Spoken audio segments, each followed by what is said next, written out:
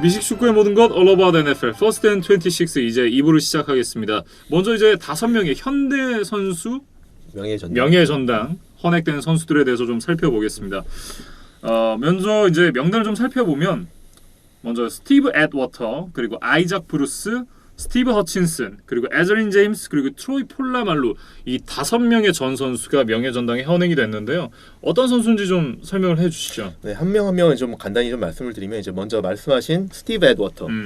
이 선수는 이제 세이프티고요. 먼저 세이프티고 덴버 브론코스에서 89년부터 98년까지 10년 동안 선수 생활을 했고 뉴욕 제츠에서 99년에 은퇴를 한 유명한 세이프티죠. 이 선수는 사실 재밌는 거는 명예전당에 입성할 수 있는 자격이 주어진 지 16년 만에 드디어 이제 NFL 홀 오브 페임에 이제 입성을 하게 됐습니다. 많이 걸렸네요. 오래 기다렸죠. 근데 이 선수가 사실 전성기 때는 정말 대단한 선수였는데 특히 이 선수가 어떤 좀 명성, 레퓨테이션을 가지고 있냐면 그 세이프티가 가지고 있는 그런 어떤 여러 가지 그 플레이 스타일 중에 소위 말해서 볼 호크, 공을 잘 뺏는 그런 선수들이 있고 하드 히터, 그러니까 세게 히트를 가하는 이런 선수들이 크게 두 분류로 나뉘잖아요. 근데 이 선수는 그 하드 히터에 가까운 이제 세이프티인데 이 선수가 그래서 이제 뭐 하이라이트 같은 거 찾아보면 상당히 이제 뭐 강한 히트를 가해서 잡아뜨리는 그런 장면들이 되게 많아요. 근데 이제 대표적으로 유명한 그런 어떤 그 플레이가 뭐가 있었냐면 저희가 이제 뭐 칩스 우승팀인 칩스를 뭐 많이 얘기를 했지만 예전에 칩스에서 이 그 동시대에 뛰었던 러닝백 중에 크리스티안 오코예라는 선수가 있어요. 근데 이 선수가 정말 덩치가 크고 그 제롬 베티스 아시죠? 네. 제롬 베티스 피츠버그에서 뛰었던 좀 비슷한 유형의 선수입니다. 상당히 덩치가 크고 그래서 태클하기 힘든. 그래서 이 선수가 별명이 뭐였냐면 나이지리아 출신 선수거든요. 그래서 별명이 나이지리안 나이트메어였습니다. 근데 이 선수가 백필드에서 뭐 달려온다 그러면 사실 지금으로 치면 데릭 헨리 같은 선수가 체격은 사실 데릭 헨리보다 더 컸거든요. 그런 선수가 백필드에서 전속력으로 달려온다. 그럼 사실 좀 무섭거든요. 그렇죠. 수비수 입장에서도. 근데 어코이에가 이제 핸드오프를 받아서 달려오는데 세이프티에 있던 그 스티브 애드워터가 달려와서 히트를 했는데 이 선수가 뒤로 자빠진. 오코이에가 뒤로 자빠진 이런 플레이가 있었습니다. 그래서 이게 뭐 상당히 뭐 회자가 많이 되는데 덴버 브론코에서 같이 뛰었던 선수가 누구이냐면 존 엘웨이가 있어요. 당시 이제 쿼터백이었는데 존 엘웨이가 뭐라고 그러냐면 본인은 이제 수비수가 아니니까 사이드라인에 있을 거 아니에요. 근데 거기서 이제 히트하는 소리가 너무 크게 들렸다. 그 정도로 이제 강한 히트를 가했던 이런 선수입니다. 그래서 상당히 그런 레퓨테이션을 가지고 있는 선수고 커리어 통산 인터셉트 24개, 그다음에 8차례 프로볼에 뽑혔고 3차례 올 프로에 뽑혔던 그리고 이제 덴버 브론코스에서 2차례 슈퍼볼 우승을 했던 선수입니다. 네. 참 이 하드 히트를 가한다는 게 제 취향이랑 좀 잘 맞는 그런 선수인 것 같아요. 사실 저희가 이제 전에 한번 이제 그 녹화를 하면서 미식축구의 매력이 뭐냐 그랬을 때 이제 얘기 나왔던 것 중에 하나가 정말 그 하드 히트. 이게 정말 상당히 통쾌하고 어떤 그 합법화된 폭력성이라고 저희가 표현을 했었는데 그것을 이제 필드에서 구현했던 선수 중에 한 명입니다. 그게 제가 제일 좋아하는 포인트거든요. 뭐 UFC 보는 것 같은 그런 플레이를 이제 필드에서 펼쳐주는 선수 중에 한 명이었습니다. 다음은 이제 아이작 브루스 선수인데요. 이 선수에 대해서도 좀 알아볼까요? 네, 아이작 브루스는 아마 이제 많은 분들이 기억하시는 분들이 있을 텐데 이 선수가 누구냐면 그 LA 램스, 세인트루이스 램스 예전에 이제 전성기 때 그레이티스트 쇼 온 털프라고 할 때 주축 멤버 중에 한 명입니다. 그래서 이 선수가 94년도부터 2007년도까지 램스에서 와이드 리시버로 활약을 했었고 이제 커리어 마지막 이제 두 해는 08년, 09년 두 시즌은 49ers에서 뛰었던 그런 이제 베테랑 리시버고 이 선수도 뭐 바로 홀 오브 페임에 선정되지는 않았어요. 이 선수가 이제 6년 만에 홀 오브 페임에 입성을 하게 됐는데 앞으로 전 이런 선수들이 꽤 있을 거라고 생각이 됩니다. 무슨 말이냐면 아이작 브루스도 스탯은 엄청나게 좋거든요. 그레이티스트 쇼 온 털프의 리시버였으니까 얼마나 뭐 공격 스탯이 훌륭하겠습니까? 그런데 최근에 이제 은퇴하는 선수들을 보면 NFL이 예전 대비 그 패싱 리그로 훨씬 진화해 있잖아요. 그렇기 때문에 리시버들이 좋은 스탯을 가진 선수들이 어마어마하게 많습니다. 그렇기 때문에 이제 한두 해 지날수록 이제 좋은 선수들이 계속 이제 은퇴해서 쌓이고 있기 때문에 그 선수들이 다 결국 이제 잠재적인 경쟁자들이 되는 거죠. 그래서 이 리시버들이 명예전당에 들어갈 때는 다른 리시버들과 이렇게 비교를 하게 되는데 상당히 그래서 좀 스탯을 봤을 때 좋은 선수들이 계속 나오니까 힘들어진다. 그래서 뒤로 갈수록 점점 힘들 거다. 왜냐하면 이제 지금 뭐 예를 들어서 마이클 토마스 이런 선수들이 예를 들어서 네. 은퇴해서 5년차 된다. 그런 선수와 이제 비교하게 되잖아요. 그러니까 점점 더 이렇게 좋은 스탯을 가진 선수들이 많이 나올 거기 때문에 이 와이드 리시버 포지션이 앞으로 명예의 전당에 들어가기 가장 힘든 포지션 중에 하나다. 뭐 토마스까지 안 가더라도 지금 뭐 몇 년 안에 훌리오 존스 이런 선수도 은퇴를 하게 될 거고 지금 요 애리조나 카디널스의 그 레리 피츠제럴드 이런 선수들도 이제 은퇴가 얼마 남지 않았기 때문에 이 선수들이 이제 은퇴하고 명예의 전당 기다린다 그러면 또 되게 강력한 경쟁자가 되는 거죠. 그래서 이제 이 선수들이 지금 빨리 들어가야지 조금 더 이렇게 늦춰지고 그러면 사실 이제 점점 더 어려워진다. 네. 와이드 리시버 포지션이 좀 어렵다라고 말씀을 드리고 싶은데 이 선수의 한번 스탯을 한번 말씀드려 볼게요. 네. 아이색 브루스가 스탯이 어느 정도냐? 이 선수가 리시빙 야드가 15,208야드. 역대 5위예요. 네. 그러니까 절대 나쁜 기록이 아니죠. 그리고 프로볼에 4번, 올프로에도 한번 뽑혔던 선수고 이제 램스 소속으로 슈퍼볼 34를 우승했었던 주역 멤버 중에 한 명입니다. 네. 어찌됐든 이제 뽑히는 이 선수 쿼터에 한계가 있기 때문에 지금 은퇴한 선수들만 놓고 봐도 동일 포지션이 아닌데도 지금 매닝 형제 이제 둘 다 은퇴를 하게 됐죠. 근데 큰 형도 아직 명예전당 그 기간을 못 채워서 그렇지. 내년입니다. 네, 이 기간이 딱 채워지는 순간 이건 뭐 그 퍼스트 밸럿 홀 오브 페이머잖아요. 저 페이튼 매닝이 이제 내년이거든요. 네. 그래서 일단 한 자리는 뺏깁니다. 그러니까요. 그러니까 이런 사람들이 있기 때문에 자리가 점점 줄어들 거예요. 그렇죠. 네, 쉽지 않죠. 그렇죠. 어찌됐든 이제 아이작 브루스는 굉장히 좀 운이 좋았다.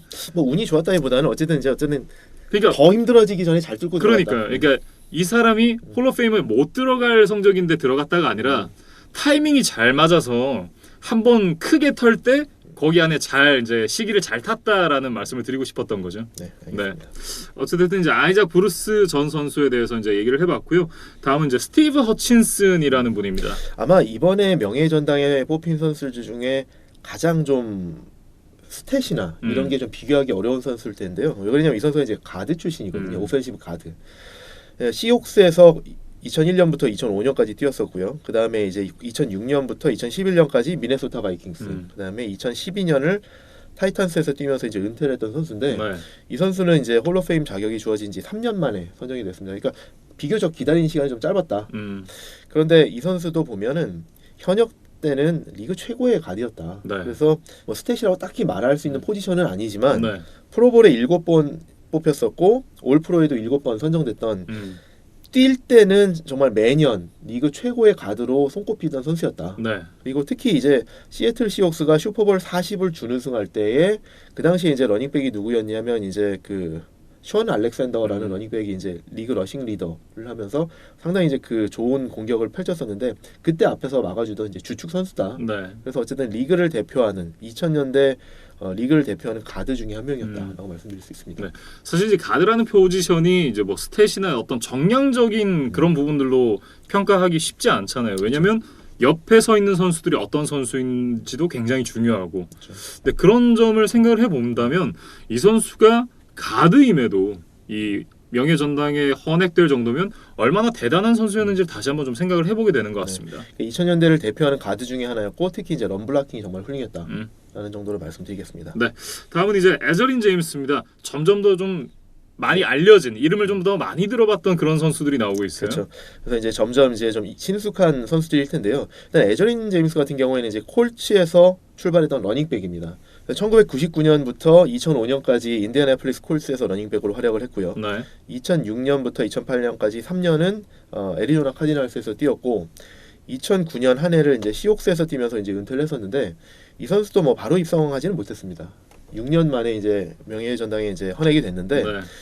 이 선수는 이제 아까 이제 말씀드린 것처럼 내년에 페이튼 매닝이 이제 드디어 퍼스트 밸럿 이제 자격이 주어지거든요. 네. 근데 뭐 거의 확실하죠. 그렇죠. 페이튼 매닝은 이제 아마 퍼스트 밸럿으로 이제 입성이 될 텐데 페이튼 매닝하고 그다음에 이제 저희가 몇 차례 이제 마이클 토마스 때문에 언급이 됐었던 마빈 해리슨, 리시버 마빈 해리슨, 그다음에 이제 또 한 명의 좋은 리시버가 있었는데 이제 레지 웨인 이런 선수들과 함께 2000년대 초반 콜스의 전성기를 이끌었던 선수 네. 중에 한 명이다. 그래서 2000년대 NFL 최고의 라이벌 관계였던 뉴잉글랜드 페이트리어스와 인디애나폴리스 콜츠의 그 라이벌 관계의 중심에 서 있던 선수 중에 한 명이다. 네. 라고 말씀을 드릴 수 있었고 이 선수가 사실 이제 뭐 재미난 거는 99년 드래프트에서 전체 4순위로 뽑혔었거든요. 근데 그러면서 프로에 입단하자마자 정말 큰 활약을 했어요. 그래서 네.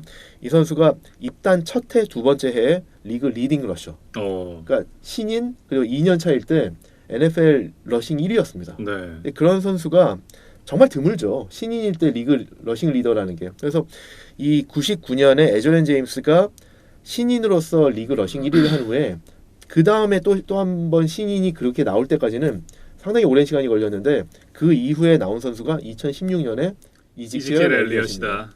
네, 그 얘기 하실 줄 알았어요. 프로 커리어 내내 이제 좋은 활약을 펼쳤고 그러면서 프로볼에도 4번이 선정이 됐고요. 올 프로에도 4번이 선정됐고 콜츠 팀 역사상 역대 러싱 야드 1위. 러싱 터치다운 1위. 네. 이런 선수이고 그러니까 프랜차이즈 기록은 거의 다 갖고 있다 이렇게 봐야겠네요. 네. 그리고 NFL 역대 러싱 리더 이 기록에서도 13위에 올라 있습니다. 그리고 이제 어쨌든 이 선수가 이제 대학에서도 잘했기 때문에 전체 드래프트 4순위로 뽑힌 거잖아요. 네. 그런데 이제 대학 때도 보면 마이애미 대학교를 나왔거든요. 이제 마이애미 대학교가 이 에저렌 제임스 이 언저리에 좋은 러닝백들 상당히 많이 배출했는데 네. 그 명단을 좀 보면 일단 에저렌 제임스도 있고 프랭크 고어, 클린턴 포티스, 윌리스 맥게히라는 이런 선수들 상당히 이제 좋은 네. 선수를 많이 배출하면서 이 당시에 이제 90년대 말 2000년대 초반이 마이애미 대학교가 또 한번 이제 전성기를 이끌었던 때입니다. 그렇군요. 저는 사실 프랭크 고어 외에는 좀 이름이 생소한 이름이라서. 근데 사실 대학교 때는 프랭크 고어는 백업 역할을 좀 많이 했었어요. 그러니까 사실 대학 때는 프랭크 고어보다 클린턴 포티스, 윌리스 맥게이 이런 선수들이 훨씬 더 유명했습니다. 네. 근데 프랭크 고어가 그런 이유는 사실 이제 무릎 부상을 좀 많이 당했거든요. 대학 때. 그래서 이제 대학 때 이제 어떻게 보면 이제 이 선수가 진짜 그 인저리 프로원하다라는 그런 좀 안 좋은 오명이 있었는데 프로에 와서는 뭐 너무 꾸준히 잘해줘가지고요. 오히려 이제 그 야구에서도 유소년 때 이제 부상이 있어서 많이 안 던진 선수들이 프로 와서 롱런하는 경우가 꽤 있잖아요. 그런 선수 중에 한 명이라고 할 수 있습니다. 네. 그다음에 이제 에저렌 제임스 하나만 더 말씀드리고 싶은 거는 이 선수가 이제 2000년대 초반 콜츠 전성기 멤버 중에 한 명이라고 말씀드렸잖아요. 네. 그래서 99년부터 2005년까지 뛰었는데 그때까지 콜츠가 우승을 못했었어요. 네.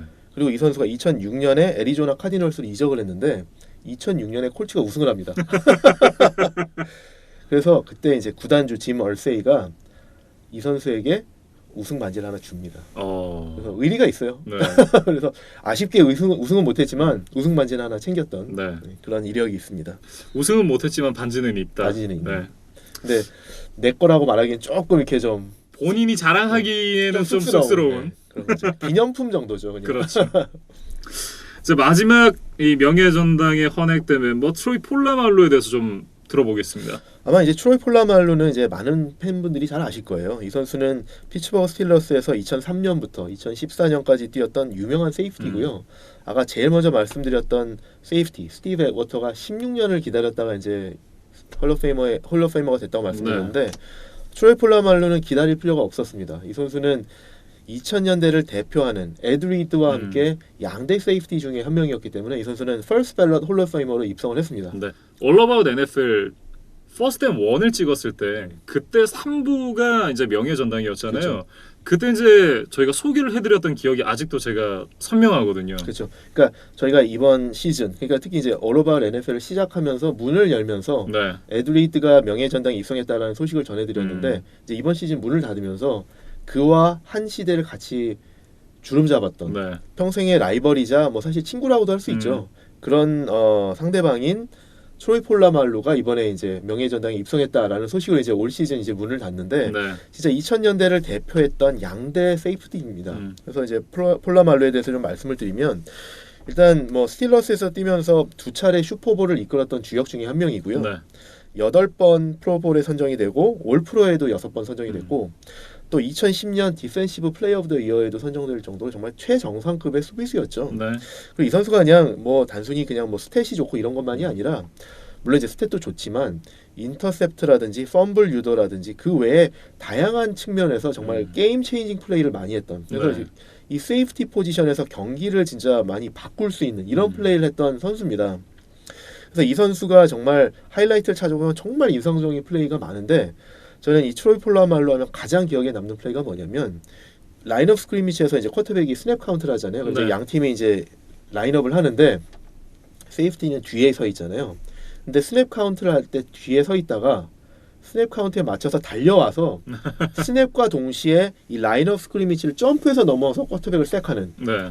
상당히 인상적인 그런 플레이를 뭐 선보였던 선수죠. 정말 그 플레이를 보면 진짜 와우 그 말밖에 안 나옵니다. 그 외에도 뭐 원핸드 인터셉트도 많고요.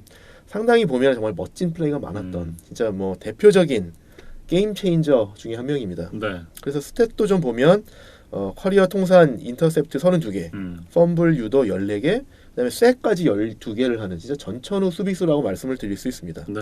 그리고 이 선수의 어떤 그 외모도 좀 말씀을 드리면 헤어스타일이 상당히 강렬하잖아요. 이렇게 이 선수가 이제 폴리네시안이기 때문에 이제 그 긴 파마 머리 이렇게 흘리고 다니는 그런 이제 상당히 날리고 다니는 그런 인상적인 강렬한 이미지인데 그 머리 때문에 이제 경기 때는 묶고 나오거든요. 근데 그래도 어쨌든 헬멧 밖으로 머리가 이제 꽁지 머리가 길게 나오는데 삐져나오죠. 근데 그거를 이용해서 상대편이 태클을 하는 그래서 어떤 장면도 있었냐면 칩스와의 경기에서 이제 턴오버가 발생했기 때문에 이제 폴라말루가 공을 가지고 뛰는 장면에서 공격진 이제 그 상대편 러닝백 칩스 러닝백 레리 존슨이 트로이 폴라말루를 태클을 하는데 머리채를 잡아당겨서 이제 태클하는 그런 모습도 있었습니다. 그렇군요.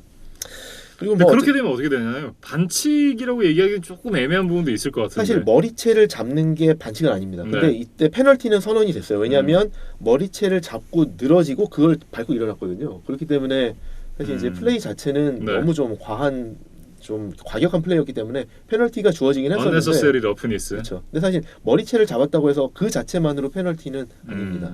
그렇군요. 그리고 어쨌든 이제 머리가 워낙 인상적이기 때문에 제가 뭐 사실 여러 차례 뭐 재미로 말씀드렸지만 헤드앤숄더 모델이다. 그래서 상당히 좀 강렬한 이미지를 가지고 있는 선수입니다. 네, 이렇게 이제 현대 시대에 뛰었던 이 5명의 명예 전당 헌액자들에 대해서 알아봤습니다. 그리고 이제 다음 알아볼 선수들은 이 올 시즌에 좋은 성적을 남기면서 수상을 했던 선수들이 되겠습니다. 그렇죠. 먼저 이제 이 수상자들의 꽃이라고 할 수 있죠. 이 MVP에 대해서 좀 알아보겠습니다. 그렇죠. 올 시즌 뭐 최우수 선수는 저희가 시즌 후반부로 갈수록 이게 너무 명확해져서 뭐 여러 차례 저희도 이제 계속 짐작을 했지만 역시 뚜껑을 열어보니 만장일치였습니다. 그래서 역대 MVP 투표 사상 두 번째로 2010년 탐 브레이디 이후 두 번째로 만장일치 MVP로 라마 잭슨이 선정이 됐죠. 네. 투자 뛰는 쿼터백이죠.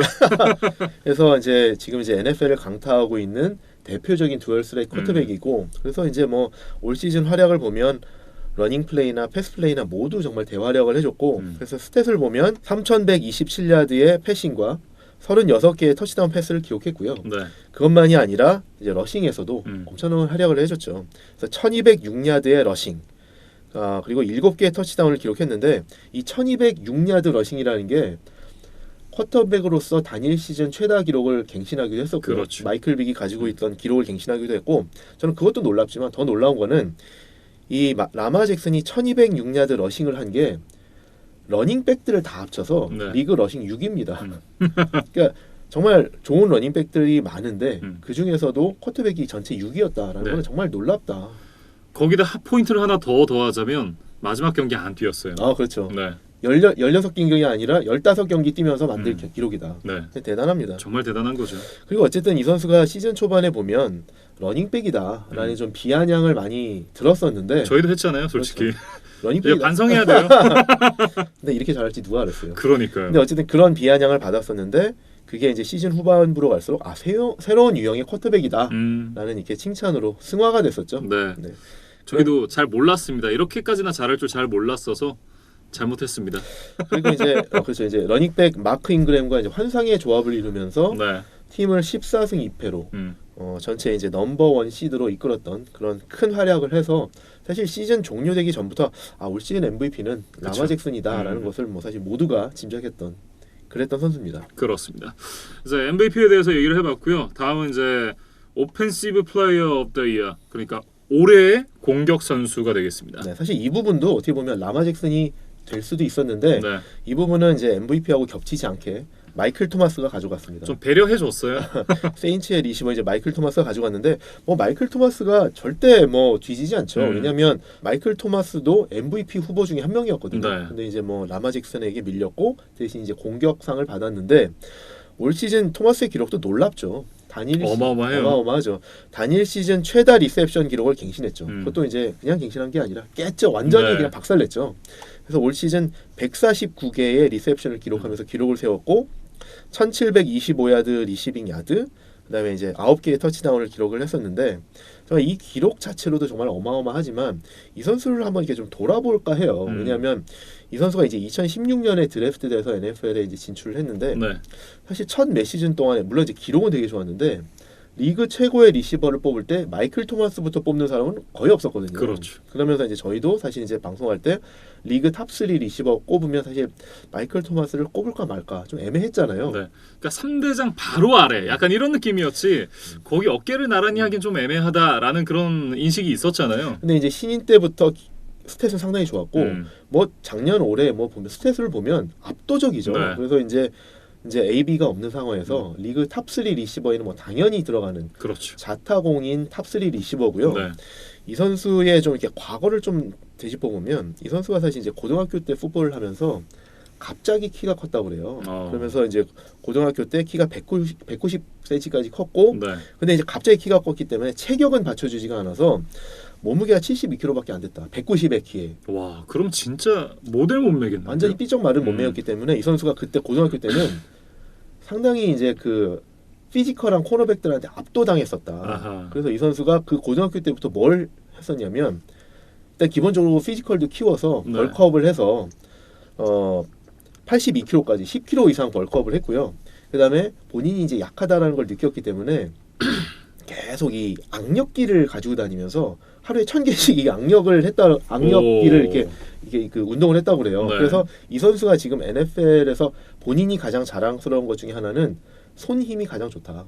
근데 이게 그냥 우스갯소리로 하는 게 아니라 이 악력이 좋다라는 게 리시버들한테 어떤 장점이 있냐면 공을 안 놓치는 거잖아요. 그렇죠. 그래서 공을 잘 포구한다라는 특징이 있기 때문에 많은 리시버들이 가지고 있는 단점 중에 하나가 가슴으로 공을 받거든요. 네. 그러니까 체스트 캐쳐라고 하는데 공이 오면 가슴으로 이제 트래핑해서 공을 받는 선수들이 많은데 이 마이클 토마스 같이 악력이 좋은 선수들은 그냥 손으로 핸드 캐쳐가 되는 거죠. 네. 근데 그렇게 되면 뭐가 좋냐? 공을 받을 수 있는 이 레이디어스가 넓어지는 거죠. 높이도 올라가고요. 그렇죠. 그러니까 전반적으로 공을 받을 수 있는 반경이 넓어지기 때문에 쿼터백 입장에서 상당히 좋은 타겟이 된다. 그렇기 때문에 드루 브리스 입장에서는 정말 좋은 리시버가 생긴 거고 이제 정말 패스를 해서 집중적으로 많이 던지잖아요. 그렇죠. 그러니까 마이클 토마스 주변에 공을 던지면 본인이 알아서 잡아준다. 네. 그래서 쿼터백 입장에서 보자 그러면 던질 수 있는 윈도가 상당히 넓다라는 거죠. 그래서 이런 부분이 마이클 토마스가 본인이 고등학교 때 가지고 있었던 약점을 장점으로 승화시킨 이런 면이라고 말씀드릴 수 있고 네. 이 선수가 기본적으로 또 하나의 약점이 뭐냐면 스피드가 이렇게 좋지는 않아요. 그래서 대학 때 이제 프로로 올라올 때 이제 NFL 컴바인에서 40야드를 뛸 때 기록이 4.57이었거든요. 리시버 치고는 꽤 느린 기록 그렇죠. 같은데요. 좋은 기록은 아니죠. 뭐 4.2초 때도 있고 하고 네. 4.3초, 4.4 이런 기록들이 많은데 4.57이었다 그러면 스피드는 상당히 좀 떨어진다고 볼 수 있기 때문에 이 선수가 가장 빠른 선수는 아니지만 지금은 어쨌든 쿼터백한테 봤을 때는 가장 좋은 타겟이 돼주는 리시버로 성장해 있다라고 네. 좀 말씀드릴 수 있습니다. 네, 이렇게 올해 오펜시브 플레이어 오브 더 이어 이 마이클 토마스 선수에 대해서 얘기를 해봤고요. 오펜시브 플레이어에 대해서 알아봤으니까 이제는 디펜시브 그렇죠. 플레이어에 대해서도 알아봐야겠죠. 디펜시브 플레이어 오브 더 이어 스테폰 길모어 선수가 되겠습니다. 아, 되게 자랑스러워하시네요. 네, 뉴잉글랜드 페이트리어스의 이제 스테판 길모어가 올해 이제 디펜시브 플레이어 오브 더 이어로 뽑혔는데 이 네. 선수가 올해 6개의 인터셉트를 기록하면서 리그 공동 1위. 그다음에 패스 디펜스 이제 패스를 쳐내는 그거는 20개로 리그 1위입니다. 네. 그래서 기록으로 봤을 때도 올해 뭐 리그 최고의 코너백이고 기록으로 나타나지 않는 정량화할 수 없는 상대를 방어해내는 그런 능력이 정말 누가 봐도 올해 최고였다. 네, 그래서 올 시즌에는 소위 말하는 이제 리그 최고의 셧다운 코너백이었다. 그렇죠. 많은 경우 상대 쿼터백들이 길모 쪽으로는 아예 쳐다보지도 않는 네. 이런 정도로 정말 대활약을 해줬다라고 말씀드릴 수 있습니다. 길모가 있는 쪽으로는 쿼터백들이 공을 거의 안 던졌다는 게 수치화로도 나타나더라고요. 그렇죠. 네. 그게 이제 그 길모의 스탯으로 나타나는 게 아니라 상대편 리시버의 스탯으로 나타나는데 그렇죠. 길모어 같은 경우는 이제 매 경기 상대편의 넘버원 리시버를 상대하게 되거든요. 네. 근데 상대할 때마다 넘버원 리시버 기록이 정말 형편없는 이런 기록들이 나왔기 때문에 거의 그냥 지우개다. 네. 상대편 넘버원 리시버를 지우는 셧다운 코너백이다라고 좀 말씀을 드릴 수 있고요. 네. 근데 이제 이렇게 말씀드리고 싶어요. 이 선수가 이제 올해 뉴잉글랜드에서 정말 그 역대급 수비를 이끌었잖아요. 그렇죠. 근데 사실 스테판 길모어는 버펄로 빌스에서 지명했던 선수입니다. 네. 그러니까 대학교 때 사우스캐롤라이나 대학교를 나왔는데 이 선수가 고등학교 때부터 상당히 잘했던 선수거든요.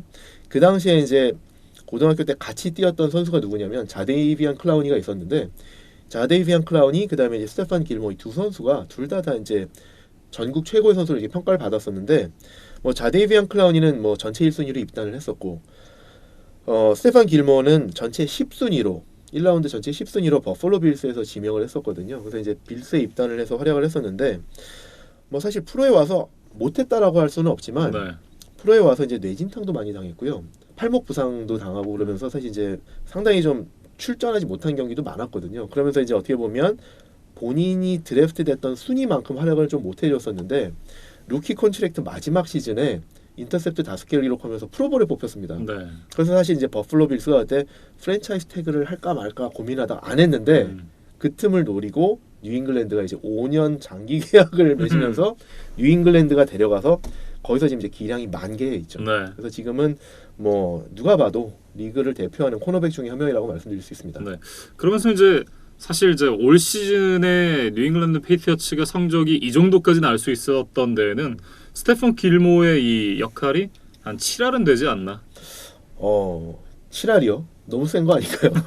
아니 뭐 그러니까 사실 이제 수비팀의 역할이 이제 7할 정도 된다고 저는 생각을 하는데 나머지 이제 2는 스페셜 팀.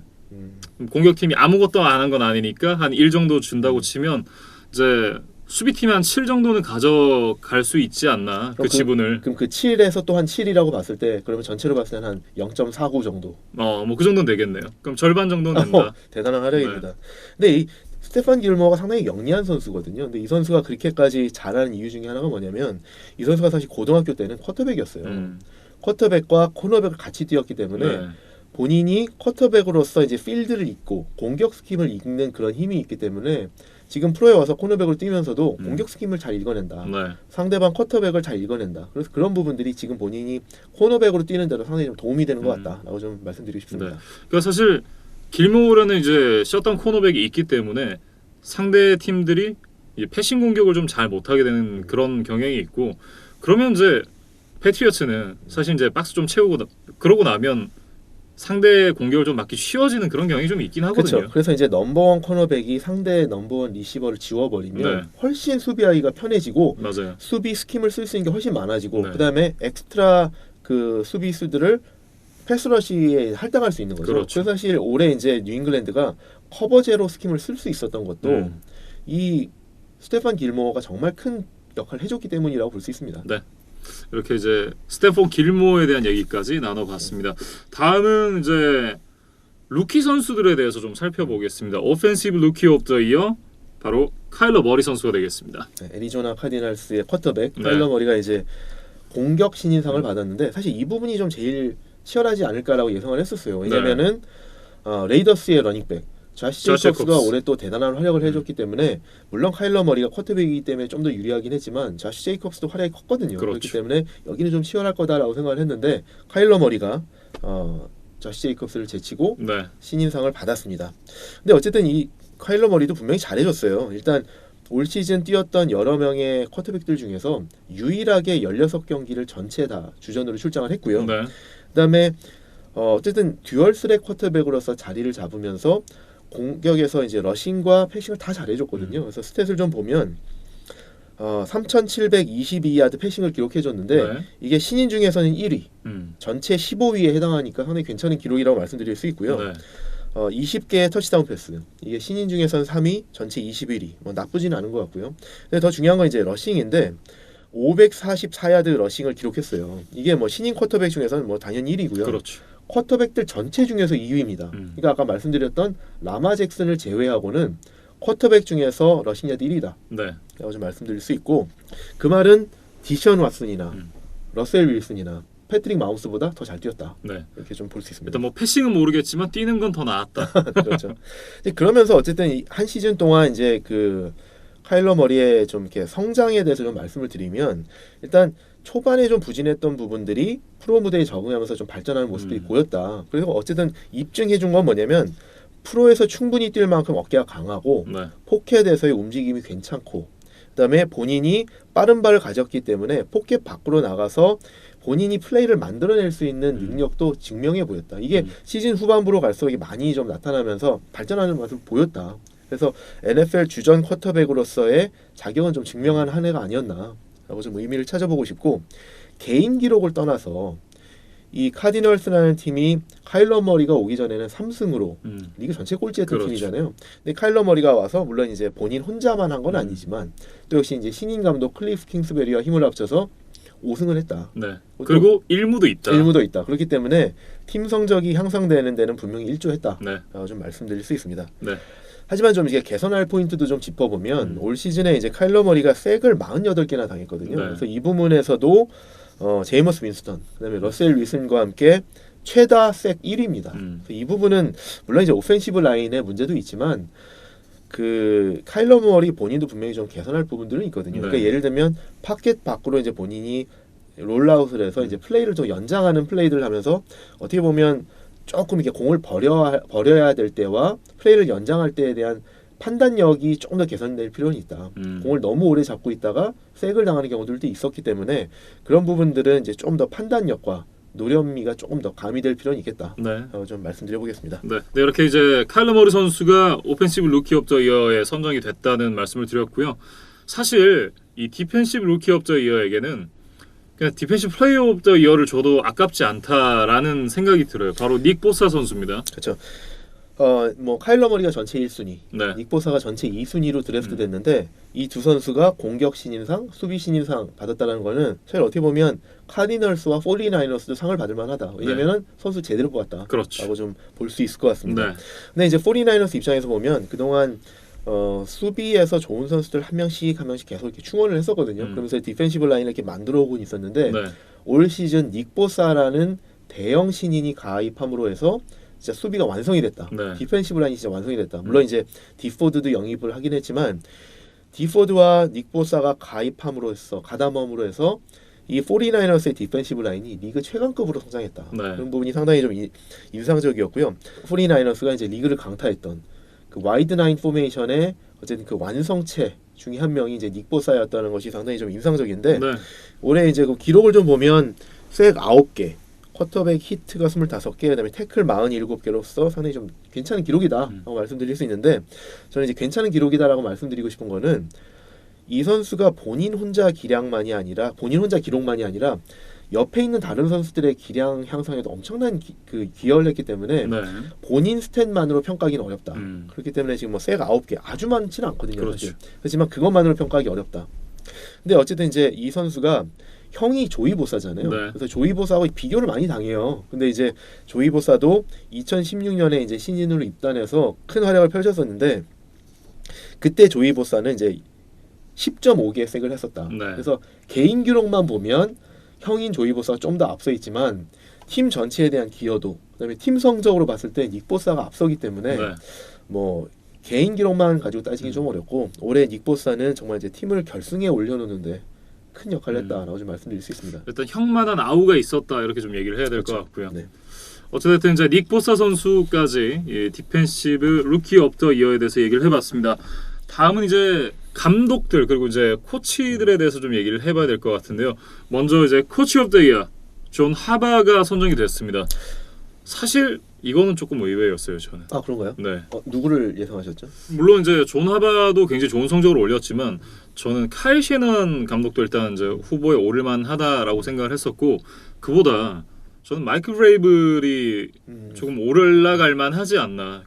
정말 이게 시즌 중반 이후에 굉장한 턴어라운드를 보여주면서 또 팀을 포스트시즌에 끌고 갔으니까 그런 감독들도 좀 올라갈 만하지 않나라고 이제 생각을 해봤습니다. 의외라고 좀 표현을 하긴 했지만 뭐 물론 이제 하바 감독도 워낙 이제 올라갈 만했었고 근데 저는 사실 이 두 감독이 좀 더 올라가면 어땠을까라는 생각을 좀 하게는 되더라고요. 그러니까 뭐 카일 셔나인 같은 경우에는 이제 뭐 4승 12패의 팀을 13승 3패, 그다음에 슈퍼볼까지 올려놨다는 거. 물론 이제 뭐 슈퍼볼 전에 투표가 이루어진 거기 때문에 네. 그걸 뭐 슈퍼볼은 반영하지 않더라도 뭐 충분히 팀을 턴어라운드 시킨 것이 뭐 놀랍죠. 네. 그리고 이제 말씀하신 것처럼 마이크 브레이블 감독도 시즌 중반까지 좀 빌빌대던 팀을 플레이오프 팀으로 이렇게 둔갑시켰다는 건 뭐 대단하죠. 그렇기 때문에 사실 감독상은 어떻게 보면 제일 좀 논란의 여지가 있을 수 있습니다. 사실 이제 지난 시즌의 볼티모어는 뭐 1번, 2번 시드로 올라간 건 아니었지만 어쨌든 이제 플레이오프 진출했던 팀이고 그쵸. 이게 나머지 제가 말씀드렸던 두 팀은 또 플레이오프에 못 나갔던 팀들이기 때문에 근데 그런 부분에서는 저는 사실 감독의 역량이 가장 잘 드러나는 부분은 역시나 팀을 턴어라운드 시키는 부분 아닌가 이런 생각이 좀 들어서 말씀을 드려봤습니다. 그렇죠. 또 뭐 맷 라플러 감독이라든지 네. 뭐 아니면 뭐 벨리책은 어떤가요? 그렇게 공격이 안 좋은 팀을 잘 이끌었다라는 것도 사실 왜냐하면 올해 이제 역대 최고의 수비다 이런 평가를 받잖아요. 역대 그쵸. 최고급의 네, 수비다. 네네. 근데 그게 어떻게 보면 그게 이제 벨리책이 큰 영향을 미치는 거니까. 근데 그것도 맞는데 저는 그런 것도 있어요. 왜냐하면 뉴잉글랜드 페이트리어츠는 최근에 늘 성적이 좋았던 팀이기 때문에 그 성적을 뛰어넘는 무언가를 보여주지 않으면 벨리책 감독이 이런 상을 받기는 좀 쉽지 않은 것 같아요. 그렇죠. 네. 네. 그래서 어쨌든 뭐 이 부분에 있어서는 뭐 충분히 다른 감독들도 거론될 수 있다. 네. 그런데 이제 결과는 팀을 14승 2패로 이끌고 팀 역사상 처음으로 1번 시드로 이끈 존 하버 감독이 이제 수상을 했고요. 네. 근데 이제 좀 아쉬운 거는 이런 거죠. 역대 팀 역사상 처음으로 이제 1번 시드까지 이끌고 14승 2패로 이제 팀을 파죽지세로 이제 정말 좋은 기세로 이제 플레이오프까지 올려놨는데 네. 저희가 이제 사실 이제 이 팀이 탈락할 때 얘기를 했었지만 17주 차부터 바이위크까지 2주 연속 선수들을 좀 쉬게 하면서 결국 이제 선수들이 쉬는 효과보다는 경기 감각을 잃는 그런 효과가 좀 더 크지 않았느냐. 네. 그래서 이제 디비전 라운드에서 아깝게 이제 어떻게 보면 이 팀 입장에서는 첫 번째 플레이오프 경기에서 이제 탈락한 건데 그렇죠. 그런 부분이 너무 아쉬운 거죠. 네. 그래서 그런 부분을 좀 매니지하는 데 있어서 오히려 조금 좀 아쉬운 부분이 있었다라고 좀 짚어보고 싶습니다. 기량이 녹슬고 말았죠. 저희가 이제 레스트 앤 러스트라고 이제 얘기를 하는데 그러니까 쉬어서 좋을 수도 있지만 그 기간 동안 기량이 녹슬 수도 있다. 그래서 그 부분들이 좀 아쉬웠다. 그래서 이거는 어떻게 보면 코치 오브 더 이어 선정하는데 이것도 좀 반영되는 게 아닌가 생각을 해봅니다. 사실 제가 그런 생각이 드는 게 이 저희가 한 시즌이 완전히 끝나고 나서여서 더 그런지 모르겠어요. 이건 이제 정규 시즌이 끝날 때 이제 투표를 해가지고 그걸 이제 뒤늦게 슈퍼볼 전날 이제 알려주는 거니까 사실 이제 그때만 생각하면 사실 이 결과가 맞는 그런 그림이겠지만. 그러니까 지금 저희가 슈퍼볼 끝난 상황에서 이걸 다시 복귀를 해보니 뒤돌아보면 네 그런 아쉬움이 있더라. 그쵸. 뭐 이런 얘기가 되겠죠. 네. 올해 이제 코치상 이거 어시스턴트 코치 오브 더 이어라고 이제 얘기를 하는데 그렉 로만 오펜시브 코디네이터가 선정이 됐습니다. 그러니까 이분도 이제 레이븐스의 오펜시브 코디네이터인 거죠. 그래서 이제 보면은 이제 감독상, 네. 코치상, 그다음에 MVP까지 레이븐스가 다 휩쓸었어요. 네. 이제 그도 그럴 것이 진짜 말씀하신 것처럼 정규 시즌 끝날 때 딱 보면 레이븐스가 정말 압도적이다라는 그렇죠. 생각을 많이 했었기 때문에 이 공격 부분에서 특히 이런 부분들이 많이 좀 인정받을 수밖에 없었죠. 네. 그래서 이제 그렉 로만도 보면 사실 이제 라마 잭슨이라는 어떻게 보면 검증되지 않은 쿼터백을 정말 시스템에 잘 녹여냈다라는 걸 좀 인정받은 것 같고요. 네. 그리고 오히려 라마 잭슨에 맞게끔 공격 시스템을 잘 디자인했다. 이런 걸 좀 인정받은 게 아니냐. 그러면서 그 결과로 리그 득점 1위, 네. 그다음에 리그 러싱 1위의 오펜스를 이끌었다라는 부분에서 상당히 좀 높게 평가받은 것 같습니다. 결국은 이 정규 시즌에 보여줬던 볼티모어 레이븐스의 이 압도적인 어떤 느낌이 이런 투표 결과를 낳은 것이 아닌가 라는 생각이 좀 드네요. 네. 그리고 이제 다음 수상자로 넘어가 보겠습니다. 이번에는 컴백 플레이어 오브 더 이어인데요. 이 부분에는 이제 라이언 테너힐 쿼터백이 선정이 됐습니다. 사실 이제 후반기 이 타이탄스의 돌풍을 이끈 장본인이었잖아요. 그렇죠. 사실 이제 컴백 플레이어 오브 더 이어는 어떻게 보면 이제 부상당했다가 복귀한 선수들에게 주어지는 경우가 많은데 네. 테너힐 같은 경우는 사실 이제 뭐 부상보다도 주전 쿼터백 자리를 뺏겼다가 주전으로 돌아와서 네. 이제 큰 기여를 했다. 이런 부분이 좀 더 큰 것 같아요. 부상보다는. 그렇죠. 그래서 이제 그 테너힐의 올해 좀 이제 활약상을 좀 되짚어 보면 일단 마커스 마리오타의 백업으로 시즌을 출발했죠. 네. 그러다가 이제 마리오타가 부진하면서 시즌 7주차부터 이제 주전 쿼터백으로 출전하기 시작했는데 그러니까 거의 그냥 시즌을 반 정도만 뛴 거죠. 그러면서 기록이 2,742야드 패싱에 네. 22개의 터치다운. 그러니까 이거를 거의 그 2배 한다고 그러면 상당히 좋은 기록이죠. 뭐 완전 2배는 아니지만 그렇죠. 상당히 좋은 기록이고 그러면서 개인 기록만이 아니라 시즌 초반에 부진했던 팀 성적을 완전히 턴어라운드 시켜서 테너힐이 투입된 이후에는 팀이 7승 3패. 그리고 AFC 챔피언십까지 진출했다. 네. 이게 상당히 놀라웠고 어떤 이런 성적이 나타나는 데 있어서는 테네힐이 그 시스템 안에 완전히 잘 녹아들면서 특히 이제 테네힐이 투입된 이후부터는 저희가 뭐 여러 차례 말씀드렸지만 타이탄스 공격이 서드다운 컨버전 그리고 이제 그 레드존 효율성이 리그 최정상급이었다. 네. 그러니까 공격이 정말 계속 이어지면서 잘 됐고 득점도 많이 하고 그런 오펜스로 완전히 턴어라운드가 됐다라는 게 상당히 인상적이었죠. 네.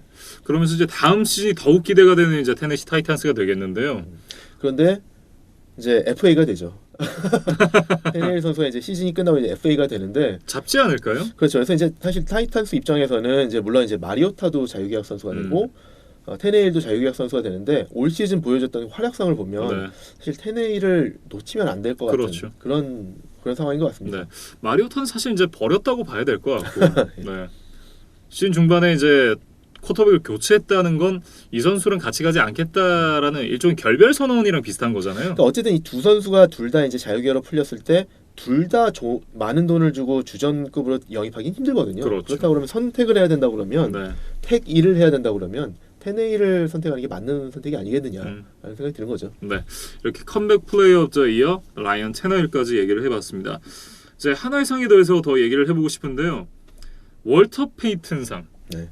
월터 페이튼 맨 오브 더 이어라고 이제 네. 상 이름이 붙여져 있는데 이 상은 사실 이제 그 한 해 동안 지역 사회에 가장 기여를 많이 한 뭐 성적이 좋고 나쁘고를 떠나서 상당히 어쨌든 그 지역 사회 기여를 많이 한 좋은 사람에게 주는 상이죠. 봉사왕. 그렇죠. 그렇죠. 봉사왕 정도로 이제 표현을 할 수가 있을 것 같은데. 좋은 일 한 사람. 네. 이제 메이저리그 베이스볼을 많이 좋아하시는 분들이라면 로베르토 클레멘테 상에 대해서 이제 들어보셨을 텐데 그 상과 거의 같은 개념의 상이다 이렇게 생각을 하시면 될 것 같아요. 그렇죠. 비슷한 개념이죠. 근데 로베르토 클레멘테를 말씀하시니까 또 안타까운 기억이 하나 이제 생각나는데 저희가 일부에서 코비 브라이언트 얘기를 했었잖아요. 근데 로베르토 클레멘테도 그렇죠. 비행기 추락 사고로 네. 사망을 했고 사실 이제 시신도 찾지를 못했었다고 해요. 맞아요. 그러니까 사실 좀 코비 브라이언트와 또 이제 인연이 있는 그런 기억이 생각이 나네요. 근데 어쨌든 이제 그걸 떠나서 어쨌든 좋은 일 한 사람에게 주는 상인데 올 시즌에는 이제 잭슨빌 제규어스의 칼라이스 캠벨이 선정이 됐죠. 네. 이 캠벨이 사실 이제 뭐 워낙 패스 프레셔도 잘하고 패스 러시도 잘하고 좋은 선수입니다. 그러니까 기량도 뛰어난 선수인데 이 선수가 이제 선친의 이름을 따서 찰스 리차드 캠벨 파운데이션이라는 어떤 그 단체를 세워서 네. 지역 사회에 많은 기부금도 내고 젊은이들에게 교육의 기회를 제공했다라는 네. 부분이 인정을 받아서 올 시즌 좋은 일을 많이 한 그런 맨 오브 더 이어로 선정이 됐습니다. 네. 근데 이 상은 뭐 아시겠지만 각 팀에서 한 명씩 후보를 추천하거든요. 그렇죠. 그래서 32명의 후보를 놓고 리그에서 이제 한 명을 선정을 하는데 네.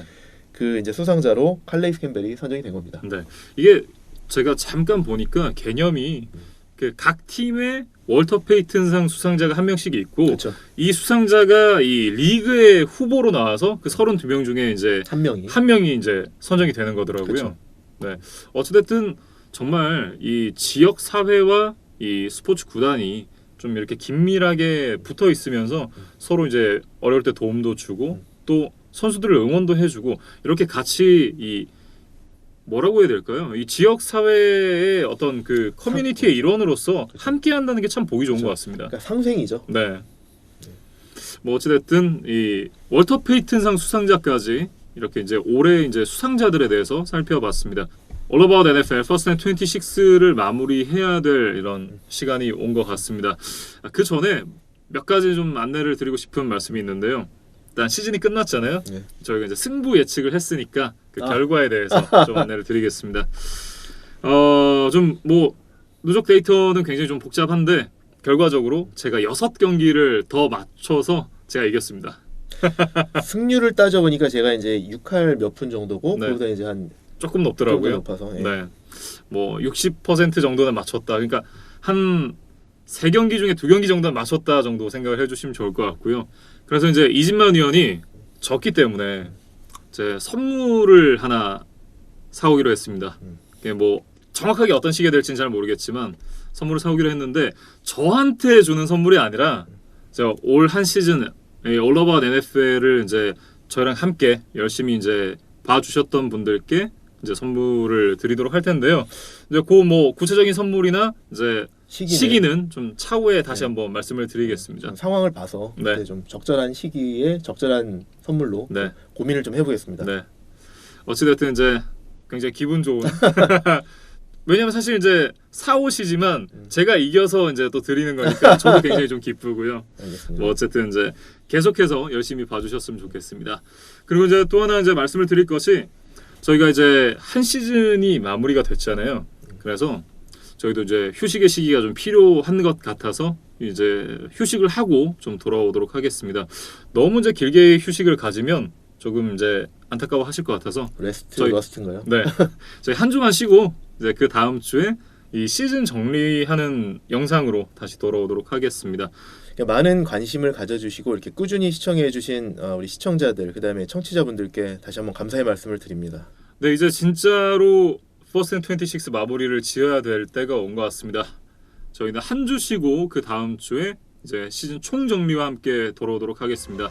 한 시즌 동안 시청해주셔서 대단히 감사합니다.